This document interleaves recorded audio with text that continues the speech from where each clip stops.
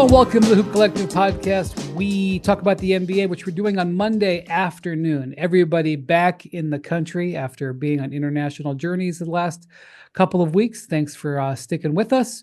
Joining us from San Jose, California, his West Coast base is Tim Bontemps. Hello, everybody. Just back from the Canadian Rockies, his band MacMahon. Howdy, partners. I did some hiking, some kayaking, a little bit of whitewater rafting. I feel like I'm just an outdoorsman now. You know, whitewater rafting up in that part of the world, it gets pretty cold. I know from experience, not that I've much of an outdoorsman, but I have done it up in Canada, and that we had to wear wetsuits because it was. Mm-hmm. Did you wear a wetsuit? Yeah. Oh, yeah. The wetsuits were on. When I did that, it was a long time ago, and they like, everybody's got to wear a wetsuit. I was like, wait a minute, what am I? Let's reevaluate what I've signed up for here. They're like, well, it's glacier melt. You know, it's cold. I was like, holy Moses, yeah. So, all right, you're a real man. Also, yeah, the guide was a woman, but yes. Well, did you go into the water? Briefly. Okay. Oh, not during the rafting part. During the lake that we started out on, we jumped in. All I'll tell you is I did this many years ago, but it was right about this time of year, and we were about to get on the rafts. There was two different rafts, and I don't know what they call the person is just the guide, the person who's in the back who steers. Yeah. I heard him telling his buddy, the other guide on the other raft, he's like, man, I haven't had anybody go in the drink in like 7 or 8 days. I'm gonna fix that on this one. Oh no, we stayed out when we were navigating the rapids. Well, we had people go in, but it wasn't me, thank God. All right. They were pretty low grade too, just to be clear. Well, I don't care. It's cold. All right. Also making a stop on the West Coast this week wasn't just Bontemps. I guess last week. Luka Doncic and Luka and I both went from New York to the West Coast last week. You both went from Europe to the West Coast. That's true. Europe to New York to the West Coast. That's right. And so I think, obviously huge news a couple days now since we've been away, but Luka signing a 3-year, $165 million extension. On the first day he signed it, it became obvious he set a schedule around it. The Lakers planned out a press conference, and then Mark Walter, the Lakers' incoming owner, if reporting is correct that it was him who did it, I'm not 100% sure. I just know what I read a little bit on this, but they had a post signing journey over to see the Backstreet Boys in Vegas at the Sphere. So the key on that whole thing, beyond those details, is that this was planned out. There were multiple players that went, suites were acquired. They were all wearing matching outfits. I don't know. Is it a thing that everybody wears white when they go to the Backstreet Boys? Is that a thing? I don't know. I got caught up in post Backstreet Boys Uber traffic in Vegas, and I've got a little PTSD from that. But it certainly is a thing that this was all orchestrated. The Jordan Brand tour, was orchestrated to where he would be in LA for this. The other thing that is very, very clear is that Laura Beth Sager, who's Luka's long-term business manager, was Dirk Nowitzki's long-time publicist before that. She is essentially an extension of the Lakers organization at this point, which is the polar opposite of Luka's last year in Dallas. That is interesting. I want to talk about that in a second, but I think the point is that Luka decided a while ago he was going to sign this extension, and then set his summer schedule up, and everything was lined up. The Lakers knew it was coming, and everything was done. And that isn't just important for logistics; it's important for where Luka is with the Lakers. He is, bonded to them. And that was not something we were 100% sure was going to be the case when the trade happened, because he was shell-shocked. We talked about this throughout the last 6 months, that the Lakers lost the ability to give him the Supermax, which is repeatedly locked down players in this spot, that he had no financial incentive to sign this summer. No NBA contract financial incentive. being the face of the Lakers, there's some financial advantages that come along with that. And he could make a little bit. I mean, he could make more money, but then if he signed elsewhere as a free agent, but it's not just so fans know, it's not the cavernous difference that's between the Supermax and the regular extension. It's a small enough difference that you at least left open the possibility he could explore free agency. Yeah, and so we also had talked about where it made the most sense for him to take a 3-year extension instead of 4 because he could re-enter free agency for the bigger number.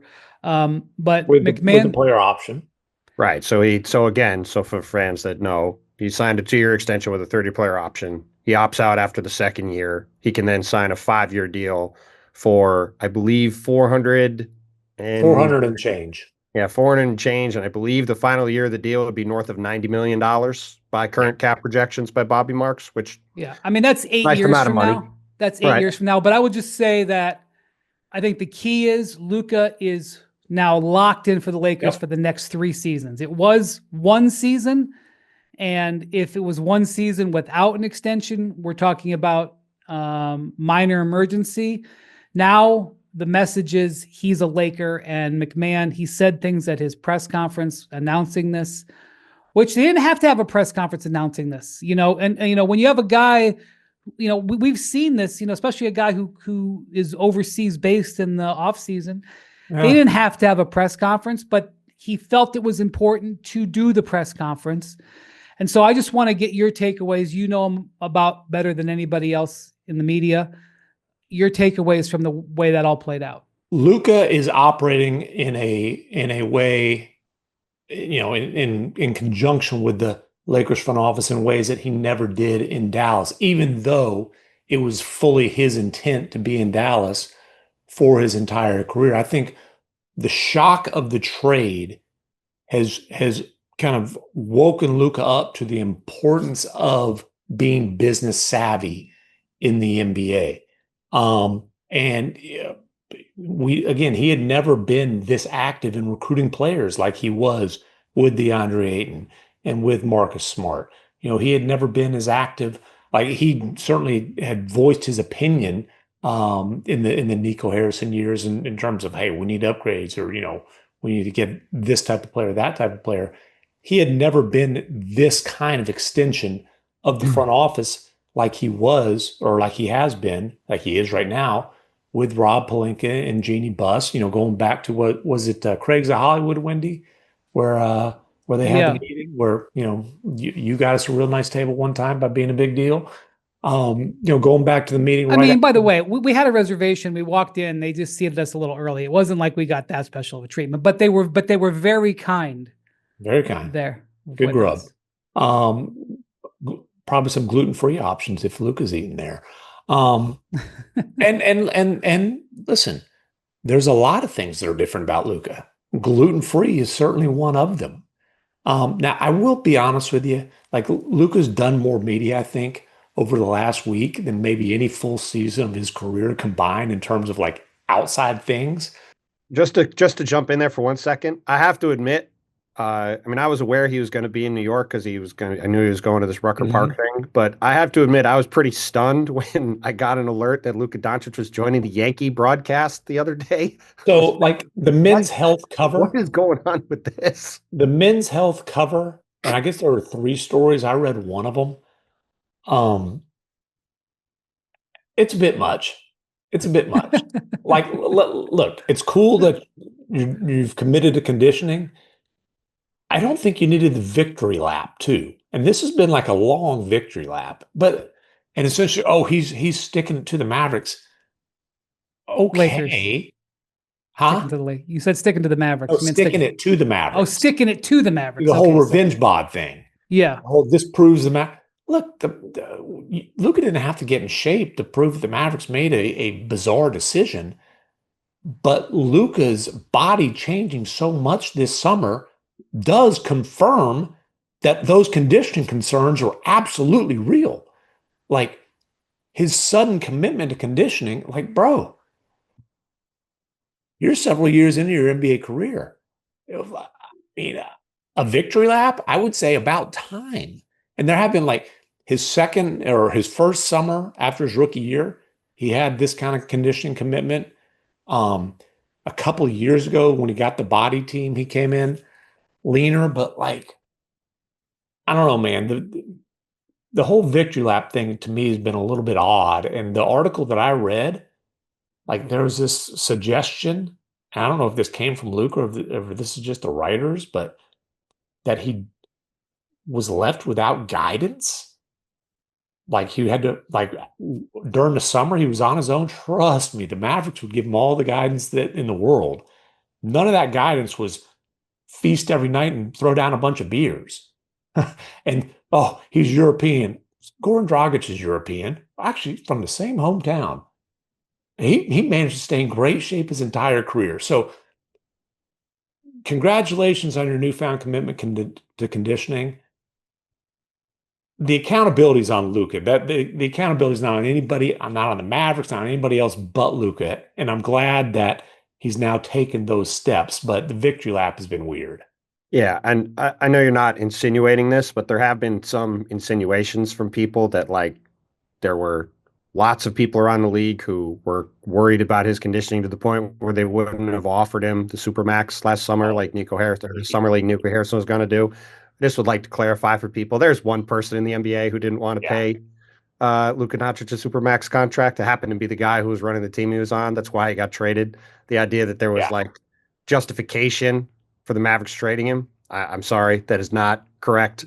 All of your, and I know you weren't saying that, all of your points about the victory lap have been amusing. Part of the reason we are collectively amused by this is Luka, which is totally within his rights, has never exactly been Mr. I'm going to do interviews with anybody ever. And now he's doing interviews across the globe this week. It's been amusing, especially like the fun interview, like the Yankee thing. And yeah, it's like going to the during the broadcast of the Yankee game. It's like what I literally was like, what is happening? Why is he talking to Michael Caine and Paul O'Neill? Like, the other amusing thing about the men's health deal was the correction that no, Luka did not actually have a 42-inch vertical 2018 combine. Actually, he did not attend the combine because he was busy. Good excuse. He was busy helping Real Madrid win the EuroLeague championship. He's winning Final Four MVP of the EuroLeague, yes. But the whole men's health thing was pretty bizarre, just to be honest. Like NBA player commits to conditioning during the summer should not be like breaking news. Yes. Well, look, at the end of the day, to your initial point, Brian, for all this other stuff we've talked about, if Luka had not agreed to this extension, you said it would have been a minor emergency. No, it would not have been a minor emergency. It would have been a 5-alarm fire. And this entire season would have been about what is Luka Doncic going to do next summer, right? Yeah. He would have probably been the biggest player to hit free agency since LeBron in 2010. If you're looking at, or I guess Durant in 2016 is the better one. Sure. That guy totally in his prime, no health issues like Kawhi in 2019. Obviously, he's coming off all the health issues before that. Everybody knew he was going to end up going to LA. He would have been that level of player hitting free agency. And this whole season was about what are the Lakers going to do? Are they going to be left holding the bag? What kind of moves are they going to make? And to me, like when we talked about this a couple weeks ago, my personal opinion was Luka shouldn't sign the extension and should put the Lakers' feet to the fire and let them prove that they can build a team around him and have a cohesive plan to have a good enough team for the next couple of years before he extends. But he did them a big favor, locking in this extension, saying he's going to be there, giving them the runway to build a team out. Like, this is a gift that he's given the Lakers. And now the question is going to be, what can Rob Pelinka and Jeannie Buss and Mark Walter do to repay that? Can they build a good enough team around him? They went and got Marcus Smart, DeAndre, like they did, like we've talked about. They had about as good as a summer as they reasonably could have with the assets they had. They don't have a ton of ability to go all in right now. They'll have 3 first-round picks next summer. They'll have mountains of cap space next summer, almost no matter what they do with their team. We'll see what happens with LeBron next summer. But that, to me, is the real question going forward. Okay, the Lakers would probably be pretty good this year. Maybe they could be really good if Luka and LeBron are healthy and locked in and awesome, which they're certainly capable of. But then what do they do next summer? What do they do the summer after that? And by signing this extension, he not only takes all the heat off of this year, he gives them real runway to try to build the best possible team around them. And it's going to be very interesting to see if they're going to be able to do that. Because I will just point out that for the past several years, the Lakers have had LeBron James and Anthony Davis and have failed to build a cohesive contending team around those two guys, which is a very difficult thing to not be able to do. Like, you should be able to have a really good team with those guys. And for the most part, they've been a play-in quality team. And while Luka's well, they finished. I understand what you're going to say here. You're going to say that they were only 3 games out of into the playoffs this last year, but they did finish third. Well, the year before. I was saying with AD and LeBron the last several years, they were in the play-in most of the time. They were not a repeated championship contender. That's all. Yeah. Well, I think this gives the Lakers optionality, and they don't know which path it's going to be. I don't think they've got it all figured out because there are certain unknowns. They have positioned themselves to pivot away from LeBron James after this season. They're not going to frame it that way, but by not offering him a new contract, they have positioned themselves to do that. And we should also point out, I'm sure people saw this, but it was very noticeable who was not at this presser on Saturday. No LeBron James, no Bronny James. Worth pointing out. Yeah. Yeah, I will just say when it comes to LeBron's attendance in the summer, I've learned to be careful not to overreact to that because he's got a lot of demands on his plate. I mean, LeBron posted a video or pictures on Instagram the day before working out across town. Okay. Having said that, it was a noticeable absence. Yes. I'm not saying it means he's not going to be there for training camp, but it was a noticeable thing that he wasn't there. Mark Stein reported that LeBron FaceTimed his congratulations, but it was a noticeable absence by a pretty prominent family on the Lakers roster. Yeah. So let me just say, having said that, the press conference and plans were set in stone many days out.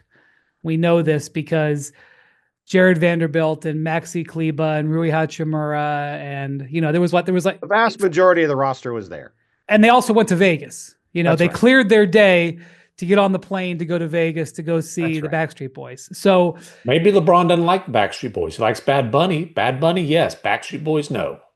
That's LeBron's era, buddy. LeBron was a kid in the 90s, like literally a kid in the 90s. He makes more sense for him than anybody else, including Luka. But anyway, I have learned to not overreact, but it is notable that he did not attend. Now, I was going to say, this gives the Lakers optionality. Mm-hmm.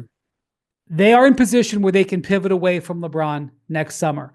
They can go out and seek acquiring a high dollar player, be it through trade, be it through free agency, however it might happen. They have that option on the table. They have the option on the table of keeping LeBron, of LeBron having a great season with Luka, wanting to extend his career again, and then doing that. And they have, the option of completely flipping the roster over and not having to worry about Luka not being bought in. Now, obviously, they wouldn't do that without having Luka on board, but this gives them the ability to say, we can focus on getting the maximum out of this season. And if we have to transition away from LeBron, we can still do that. They're not locked in any way. That optionality is valuable. It is not as valuable as a championship supporting cast around Luka that they are going to have to try to make sure that they get into place. And maybe they are close to it right now. We don't believe they're close to it. We think they've got a very competitive team. We don't see them as a championship contender, but maybe Luka will be great this year. Maybe he will win his first MVP award. We've been expecting to see that type of season from Luka. Maybe this is going to have it. Maybe DeAndre Ayton becomes the player that people thought he would be when he was the number 1 overall pick. Like, there's a lot of maybes. Yeah, Jackson says Luka's third in odds for MVP. Yeah, I mean, look, if the Lakers, we've talked, when we did the over-under pod last week about the West, we talked about how if the Spurs are in the top 6, that's going to mean Victor is almost certainly going to be in the top 5 at minimum for MVP. If the Lakers are back in the top 4 in the West again this year, Luka's going to be right in the mix for MVP for sure, because it's going to mean that the revenge tour led to a big season. And the one thing you pointed out, Brian, about the optionality the Lakers have, the biggest thing is they can go in any direction they want now to build a championship caliber roster around Luka. They don't have to microwave it. And if they want to go get a star, if they want to build depth around him, this, even more than pivoting away from LeBron, this gives them the flexibility to build the team the best way possible. Well, and there's a few certainties here that we know for absolute sure.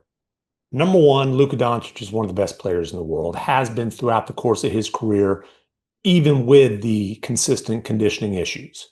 Number two, Luka is in the best shape that he's been in since at least his second NBA season, if not his entire NBA career. Number three, Luka Doncic is by nature an extremely loyal person.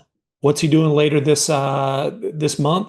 He's playing Eurobasket for the Slovenian national team, which he plays for them every single game that he can if it's a competitive situation, when that's not the norm for NBA players. When, by the way, he could have easily jumped onto a bandwagon with Spain back when he was a teenager, but he chose to play for Slovenia because, again, I think that is an indication of his natural sense of loyalty. And then the fourth thing we know is that Luka views his relationship with the Lakers as a partnership, right? And you can criticize a lot of things that the Lakers have done, but they've taken a great approach in building trust with Luka and building a rapport with Luka and building a relationship with Luka. Now, they had one advantage that they had was the coaching staff.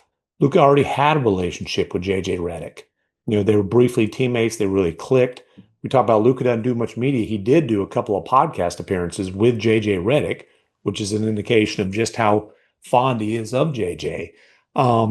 Greg St. Jean is also on that staff and is working closely with Luka as he did in Dallas. But Rob Pelinka, Jeannie Buss, they've done a great job of, again, connecting with Laura Beth Sager, who's essentially kind of like Luka's surrogate mom, right?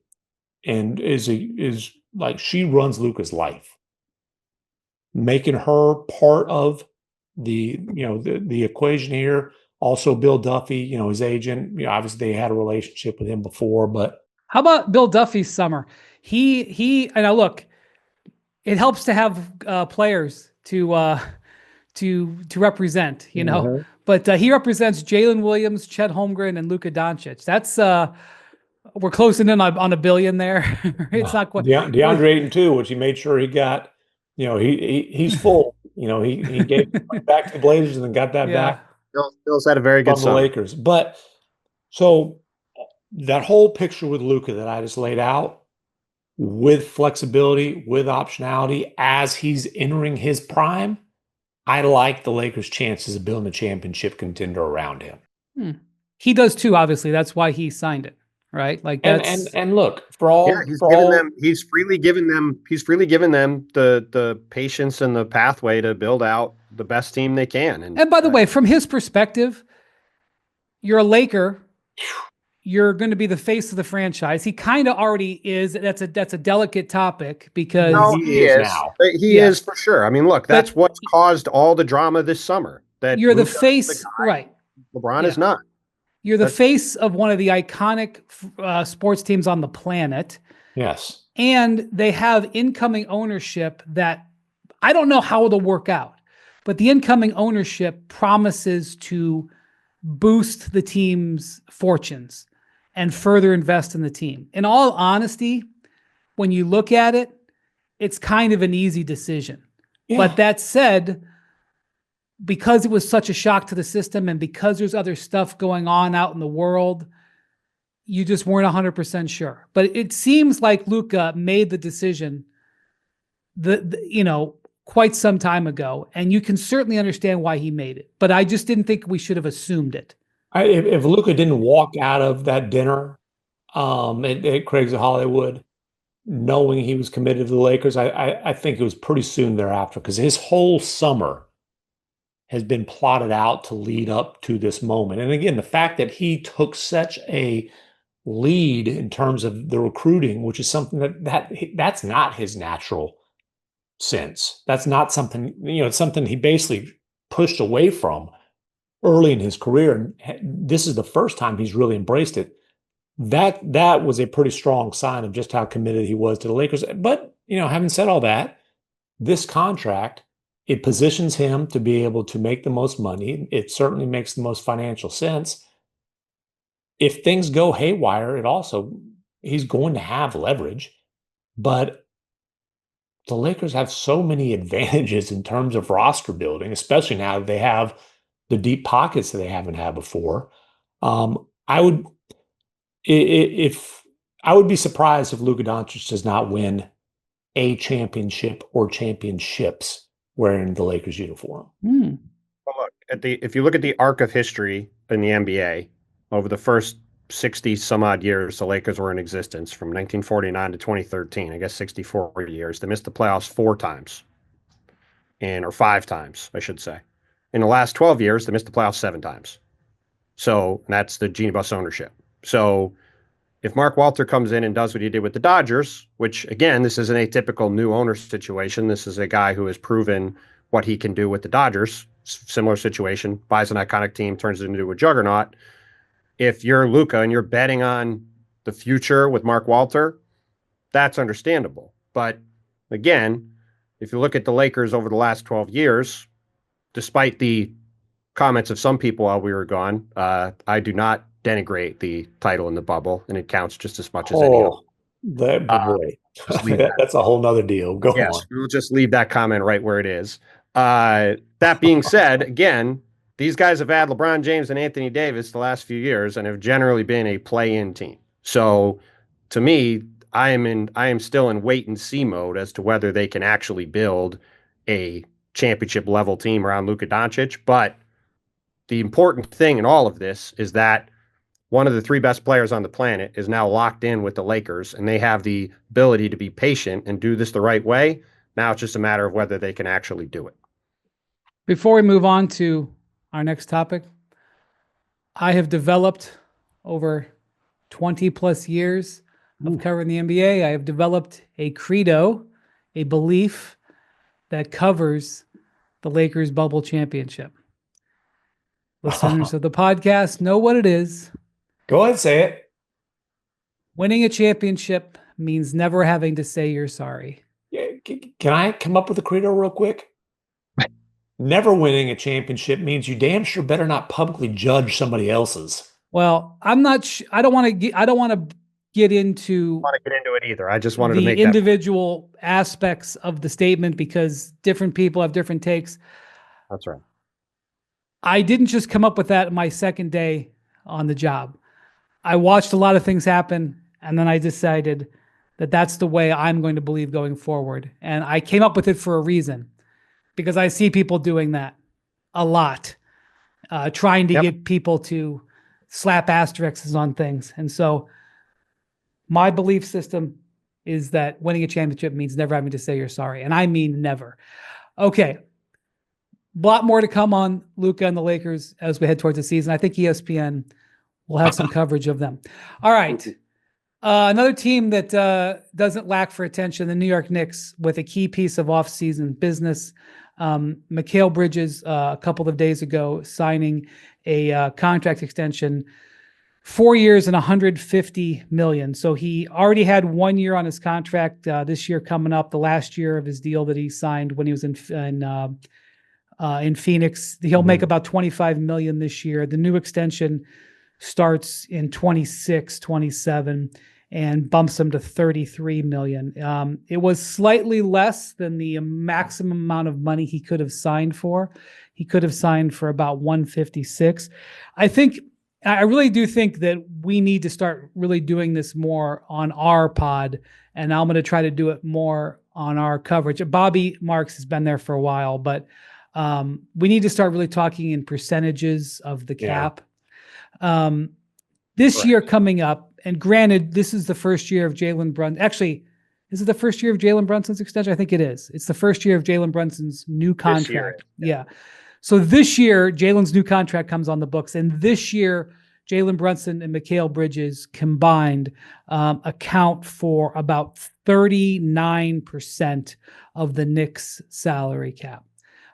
Next year, when Bridges' new contract comes on the books and Jalen's quote unquote discount, I don't say quote unquote, his contract remains on the books, they're going to account for about 42% of the salary cap, those two players. So this money, it's a large piece of money, but it isn't dramatically different when it comes to percentage of the cap. And that's not because of Bridges, that's because of Brunson. Mm-hmm. And Brunson only being 22 or so. This is what some of these caps are projected because we don't know where the caps are going to go. But over the next 4 years, Jalen Brunson's percentage of the cap is 23, 22, 22, 22. So he is making, and by the way, the max contract, as you know, can be as much as 35% of the cap.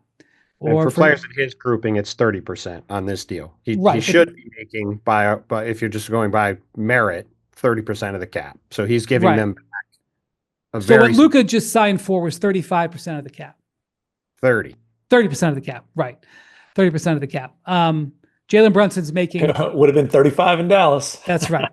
Jalen Brunson's making 22%, and that 8% makes a world of difference in the apron era. It just does. Just for clarity, just so people have a sense of it. So Anthony Edwards is just under 30% this year. He's at 29.5.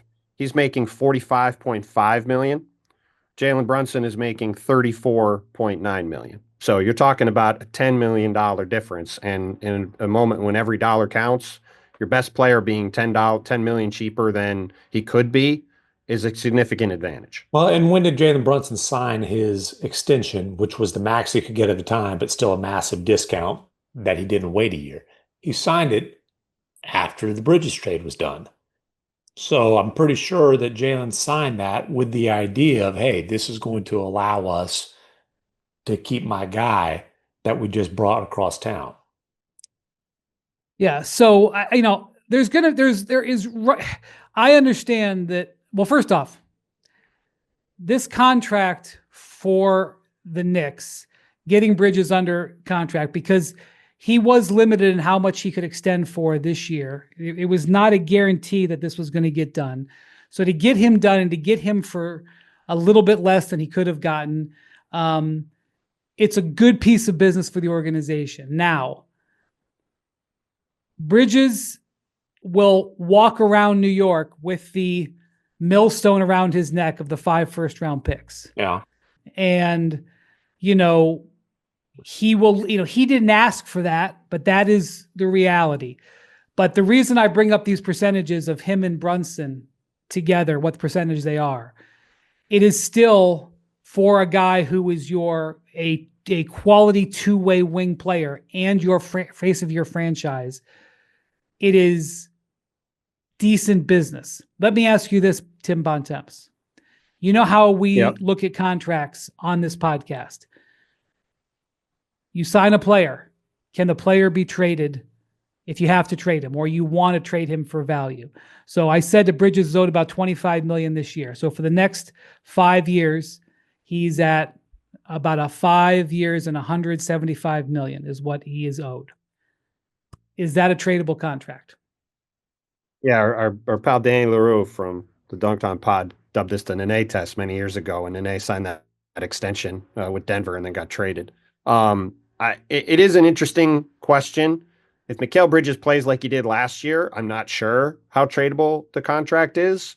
I think you could wonder. I mean, there are going to be teams with cap space next summer, so it is an open question, but I'm not convinced he was getting $400 for $150 million next summer based off how he played this past season. Part of Mike Brown coming in is to try to get everybody to, be more involved and to sort of lift the bench, lift the supporting cast, et cetera, around Jalen Brunson and Karl Towns. So we will see. As a very durable two-way wing player, it's probably a movable deal. I'm just not sure how positive it is. I mean, historically durable. Well, Yeah, right, exactly. Never missed a game, to be clear. So yeah, I think it is. I just think it's a question of how much value it would be in the deal. But to MacMahon's point, this was probably baked in last summer when the trade happened and the Brunson extension happened. And for all we've talked about the discounts that these guys have taken to some degree, though Mikal hasn't taken, I don't think, as nearly as much of one as Jalen, is those five guys plus Miles McBride and Tyler Kolek for next season are on the books for $203 million. The five starters, I should say, Towns, Anunoby, Brunson, Bridges, and Josh Hart. That is only about 18 million below the second apron, and that's with a lot of open roster spots. So you're basically looking at those seven guys in minimums to be under the second apron. So this is the team that they have going forward. And the question is that team ever going to be good enough to ultimately get the Knicks where they hope to go? That is the question that's hanging over the Knicks even more than the 5 first-round picks for Mikal Bridges, because for as great as the last couple seasons have been, as someone who lives in New York, I know what everybody wants in New York, which is to finally break the half-century wait to win title. And we were just in Oklahoma City. That team isn't going anywhere. The Cavs corner certainly is not going anywhere. Orlando is going to be awfully interesting the next couple of years after trading for Desmond Bane. So even more than the 5 first-round picks, it's that question. Now that you have this team locked in, just how good is it? I think that remains an open question. Well, but I think if you're going to be that expensive, you better be a contender. And the Knicks can honestly look in the mirror and say, hey, this is a contending team. We are fresh off of a finals appearance. I do think it's reasonable to expect Bridges to be better this season, having a full season under his belt with his team. You could probably say the same thing about Karl Anthony Towns, although he was pretty damn good last year. And obviously the East is wide open. I mean, if you're the Knicks, it's certainly a finals or bust type of season. And so, yeah, if you're going to be expensive, the finals should be the expectation, that expensive at least. Well, the reason I bring up the whole can you trade it is because this is we talked about the Lakers optionality. This is the Knicks optionality. I think they like this team. I think, they look at the 5 guys that they had last year who stayed relatively healthy. Mm-hmm. They got to the conference finals, and they see Boston, a team that they were able to beat, but they see Boston pulling down. And the Cavs are definitely a team to be dealt with, but they are in the second apron now, and the Knicks are not. And that is a key factor going forward. And so the Knicks have the option of riding this core out, or their pathway forward is to make a trade. And, you see Bridges get extended this summer. We have not heard anything about Karl Anthony Towns getting extended. And I don't think it has a commentary on Towns or the season he had. I just think that, Towns has 3 years and about 160 million left on his contract. Actually, I think it's more than that. I think it's 170. And there would be some challenge to trade that. If he's under the same. Minnesota just did. Well, right. But it was arguable about the value there when they did it. Mm-hmm. And he can sign he's on the same contractual path as Devin Booker. He and Booker got this Supermax extension that they're on within a couple of days of each other, or a couple of hours of each other a few years ago. Booker signed the extension this summer with the Suns. It was 2 years, like 145 or whatever it was. Towns is in the same boat, but I think one of the reasons that you may not see that happen is because if the Knicks put Towns on a contract that's 5 years and he's owed approaching $300 million, I think it makes him, it diminishes the Knicks' optionality with their roster. And so that's what I think the Knicks want to do. They like this team. They made a coaching change. They obviously believe that the moving to Mike Brown might be able to get more out of this team, and that they can sort of try to find some efficiencies that they weren't getting under Tom Thibodeau, or they can maneuver. And so I think their moves going forward, with Jalen Brunson being the key, Their ability to stay under the second apron, which staying on the second apron helps you with trades because it changes what you can do. So I think the Knicks want to walk that line of having a team that is competitive and having a team that if a superstar becomes available, they can go get him and put him next to Brunson. Yeah, I mean, a couple things on that. One, I think if Karl Towns was to sign an extension, I don't think there was any real, I shouldn't say this for certain. I don't think there's been real discussions of that one way or the other this summer, to your point, which I wouldn't take as any sort of a negative thing. I think it's much more likely that rather than the Devin Booker route, it's more like his former teammate Rudy Gobert's route, where he opts out of the player option in the last year and takes less money for longer years to lessen the hit and spread out the money, get more money, and also give his team some more flexibility. And the other thing to point out, as far as flexibility at the roster goes, is that Mikal Bridges signing this extension when he did means that he can be traded before the trade deadline. He'll come up a few days before the February trade deadline. And not saying he's going to get traded in February, but it is worth pointing out when you talk about moves the Knicks could make that is something that's important. They just want to leave the doors open. They're not looking to go through the doors. They just want those doors to be open. That's all. It's like, listen, when I got in that raft, go whitewater rafting, we're planning to have a great time, but I damn sure put on a life jacket. Didn't want to use it. Well, Pat Riley, I continue to learn so much whenever I spend time around the Heat organization. But, one of the Heat sayings, Spoelstra uses it, but it's a Rileyism. I don't know if they use this with you, MacMahon, but if you fall out of the boat and you're in trouble, because I think the story goes with this. I don't know if it was in one of Riley's books, but it was told to me verbally when I was in Miami. You have to be an active participant in your own rescue. No, I've heard that one. So if you fall out of the boat, you can't just sit there and wave your hands and hope somebody comes and yanks you out. That's the way the Heat try to do business. You have to be an active participant in your own rescue. So that's a whitewater rafting thing. There were some choppy waters for the Heat last year. Old Jimmy was rocking that boat pretty good. Yes, he was. Yeah, Jimmy was trying to throw people overboard. He was doing the exact opposite, which is one of the reasons why I think that didn't end so well with Jimmy and Pat. Okay. I'm not sure this part's going to be in the podcast. We'll see. But we are expecting, I don't know if it happened today because today is the first day. It could happen. Actually, I think maybe even yesterday was. But sometime in the next day or couple of days, there is an expectation that De'Aaron Fox will extend his contract with the San Antonio Spurs. He wasn't eligible until the last couple of days. The Spurs traded 3 first-round picks for him at the trade deadline. When they did that, they were pretty much saying they were going to give him a big contract number this year, and they saw him as Victor Wembanyama's point guard. Co-star. Not just point guard, co-star.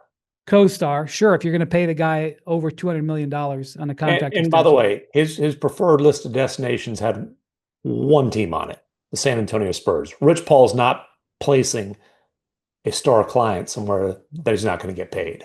Right, and whatever you want to say about Rich Paul, the client said, I want to be traded, and I want to be traded to this team, and I want to get paid. And Rich Paul delivered that. So say whatever you want about him, but his work product is there for all to see. So he's good at his job. So now let me ask the question, Bontemps, assuming that there's a contract that we expect him to get, can you trade that contract? I mean, probably, but if you look around the league, there's not a lot of teams that need point guards, and there's not a ton of I'm not sure what the interest level would be. I mean, it's the same thing as if you want to try to start constructing fake LaMelo Ball trades or fake Trae Young trades or fake, any of these point guard trades. De'Aaron's obviously a great player, but it's an interesting dynamic in the market. And like we've talked about a bunch, we've talked about the Spurs a lot this summer. I think one of the really interesting questions across the entire league this year, and maybe the next couple of years, is how do the Spurs sort out the combination of Stephon Castle, Dylan Harper, and De'Aaron Fox? Because on paper, those are 3 high-value, really interesting players that don't fit together. And you could probably find a way to play two of them together. It seems really hard to find a way to play all three of them together for extended minutes. And it's going to be really fascinating for Mitch Johnson, the now full-time head coach of the Spurs, and our guy Sean Sweeney, the now lead assistant in San Antonio, to figure out what the best way to maximize those guys is, the best way to bring along those young guys, and to see how they all fit together. Because that, I think, more than anything else, outside of just Victor's continued ascendance to stardom, that's the thing that's going to determine sort of what the direction of the Spurs is going forward. Is what is the solve to that question, and what does it look like, both for who do the Spurs decide to keep, how do they decide to use them, and if they move on from one of them, what is the return and a potential deal for any one of them that they move on from? And when you ask, can you trade the contract? It's not, can you trade it right now? It's down the road. And I think down the road, there will be more teams that have need at point guard. I mean, you look at the Clippers, for example. James Harden's still playing at a high level, but, he's not the long-term solution there. And, I think there's a handful of teams that would fit in that category. I think there's more teams that need point guards than you're indicating right now. I guess what I mean by that is it's a combination of need and can you get value in return? Like, sure. A lot of teams are just Aaron Fox, but that's different than can you trade him for stuff you really want back? That's more the question you're asking. And then I think it's too early to say how these three guards are going to fit or whether they can fit. And a lot of this year, this year definitely is a year where the Spurs need to make a leap. The Spurs need to be a playoff team. They need to make major strides in year 3 of Wemby and hopefully a full healthy year for Wemby. But it's also still an evaluation year. It's still Wemby early in his career on his rookie contract. And it's, you're still in the rookie, the rookie year for Dylan Harper and the second year for Stephon Castle. And so I think it's a lot of this year is about the evaluation of how that guard group fits together. And, especially the development, I think, of Castle in particular. Castle's shooting ability, I think, is going to be a key that can either unlock or lock a lot of things for the Spurs in terms of fit, because if he can shoot it, and he's a shooter who defenses have to guard, I don't see why those three can't play together sometimes. He can he's a big, strong dude. He can guard threes. I can promise you that. Well, again, let's talk about optionality. Because Dylan Harper, about to be a rookie, and Stephon Castle are on rookie contracts, so is Victor for that matter. Yeah. The Spurs have optionality. They're not, whether or not this trio works together or not, they have maneuverability with it because they're not giving all of them 9 figures, at least not right now. So that enables them. Plus, it's interesting, when they did this deal, they certainly knew what they had in Castle, but they had no idea they were going to end up with a number 2 pick and be able to draft the best guard in the draft. It's obviously a good problem to have, but at the same time, it is worth pointing out, and I'm a big Stephon Castle fan. He shot 26.7% from 3 at UConn. He shot 28.7% last year. De'Aaron Fox has had one 36% three-point shooting season. Every other one has been well below that, and he's a 33% career shooter. Dylan Harper was a 33% shooter from 3 last year at Rutgers. That's not going to work long-term. So, yes, like at least one of those guys, and it's probably not going to be De'Aaron Fox because he's now mostly a formed player, is going to have to become a much better shooter, if not 2 of them, for that to be a viable trio. And that's why, yes, this year I think is all about observation with those guys and what do they try to do and how do they try to fit them together, because you still have Devin Vassell.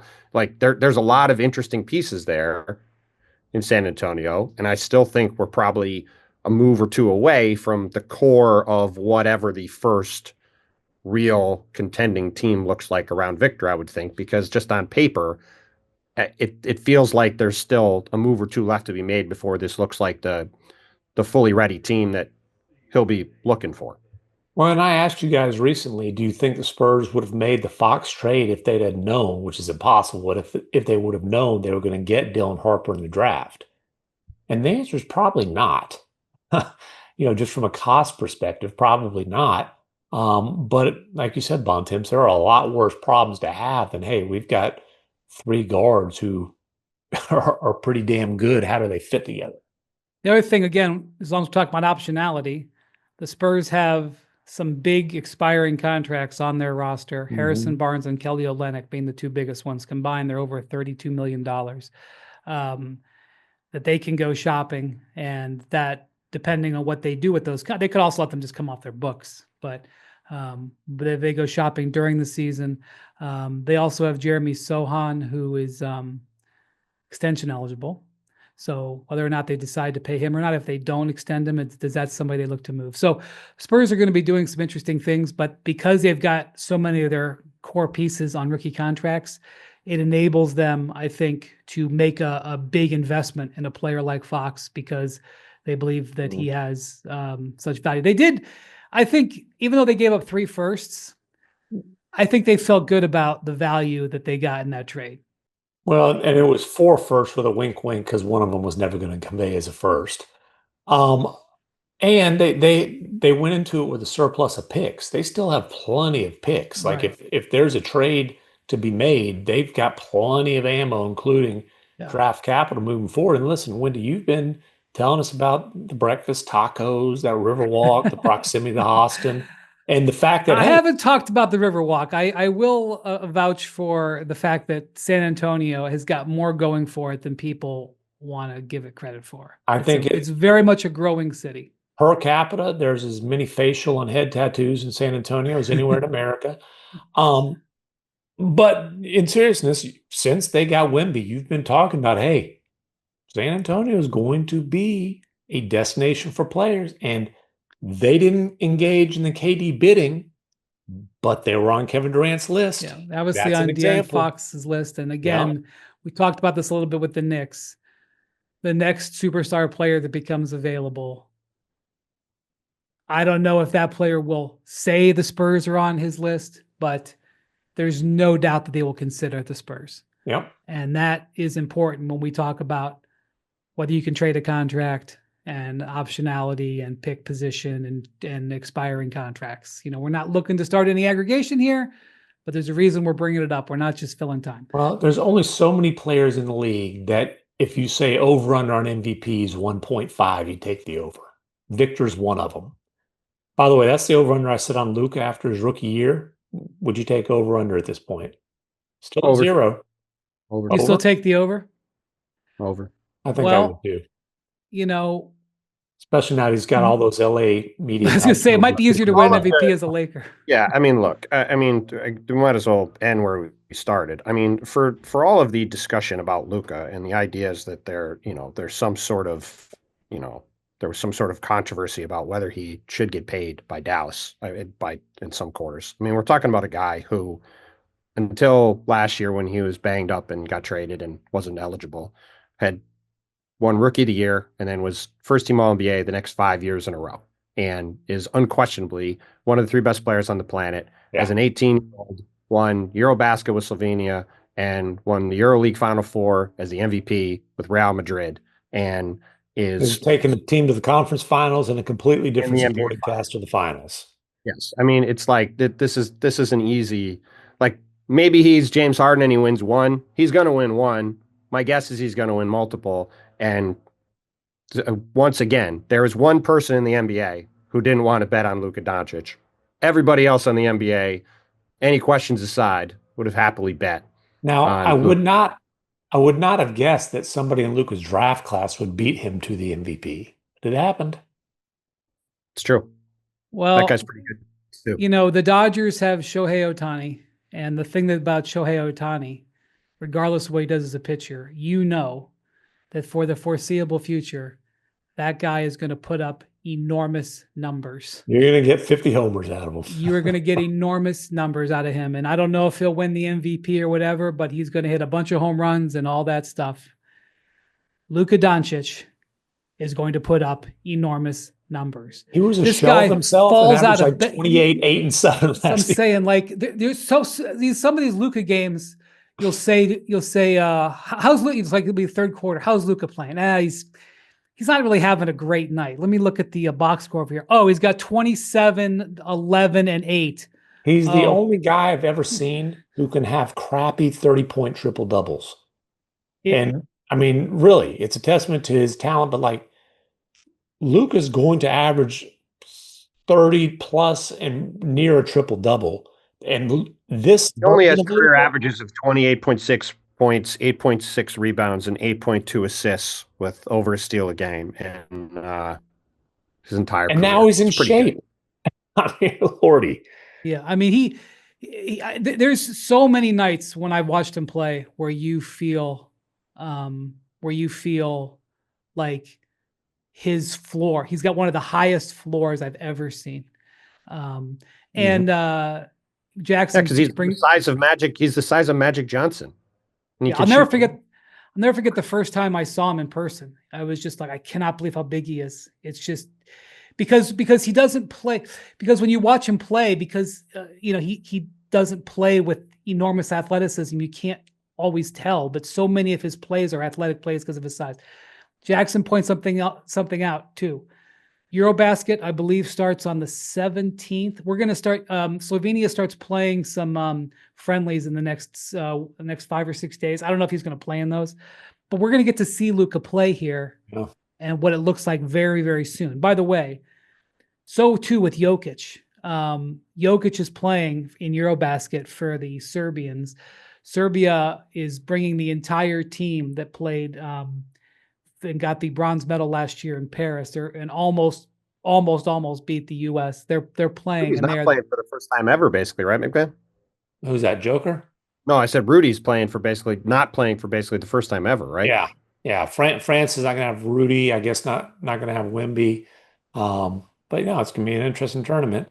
Latvia's going to have Porzingis, and Latvia host the Final Four.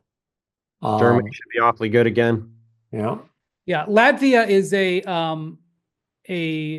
sneaky good team. Latvia almost beat Germany in the knockout round in the World Cup 2 years ago. They didn't get to do anything last year because they didn't qualify for the Olympics, but they were this close. Davis Bertans had a three-pointer in the air at the buzzer to knock out Germany, who are the world champions. In Manila. It was a great game, and Porzingis didn't play. Porzingis was dealing with a foot issue. So come here for your American-based European analysis. We'll be watching. But all right. Thank you very much for joining the Hoop Collective today. Thank you to Jackson and Key, our producers on this episode. Thank you to MacMahon and Bontemps. Thank you for sticking with us through August. With more to come, we're sticking by you. We don't take the summer off on this pod. And we will talk to you later this week.